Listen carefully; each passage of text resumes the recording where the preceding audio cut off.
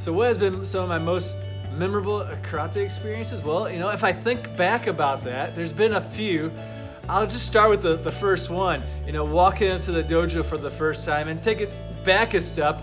The thought of walking into the dojo for the first time, when that first thought entered my mind, it goes back to watching the Karate Kid movies and Bloodsport when I was a kid, and all those other martial art movies. They look really cool, exciting. I want to be powerful and strong like those men on the movies. And then I got my mom and dad to take me to the karate schools, the local YMCA, and I was like a nervous wreck. And at that point, I started a second thoughts. I tried to convince my dad that this is not a good idea. I'm going to die. These people are going to hurt me, right? And then he didn't buy into that so much, and he continued to tell me, well, you're going. So to this day, I still appreciate my dad pushing me in a direction that was beneficial for me, even though I was hesitant to go.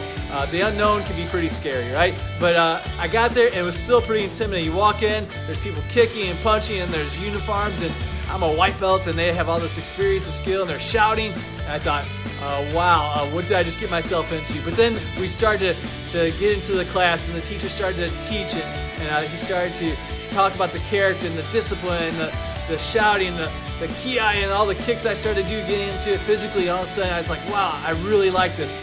I can see myself doing this. And I really fell in love with the martial arts at that point. And to this day, I have a picture of my dad in our dojo to remind myself that I probably wouldn't be here if it wasn't for him giving me that extra push. So parents, make sure to encourage your kids to stick with martial arts at our dojo. It's good for them, So that was my first experience in the dojo. And just to go with that, I remember my teacher. He's a little guy. He's probably, 5 foot something, and he had these little glasses and his gray slick hair back, and I remember he's pretty intimidating. And one time he asked me a question, I said yeah, and that was the wrong answer. I should have said yes sir, or height, or something like that, and to show respect. And he just looked at me, and the look said it all. After that, I got the message, and I knew how to act in the dojo. It's a culture we bring into the dojo, and we carry that culture with us when we leave the dojo. So it's a special place, right?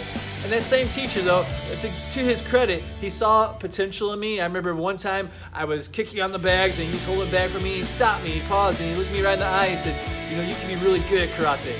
And that little word of encouragement stuck with me all these years. And here we are today in our dojo, and we have all these students who we get to share the martial arts with and influence in a positive way. And it comes back to that seed that instructor, part of what he planted in me, and also part of my dad encouraged me to go this direction. So, I give them credit for where we're at today, and that's one memory that I'll always remember. And it carries me through some tough times when things get tough and you have those struggles. I remember those early days. So that's one memory I'll just share with you.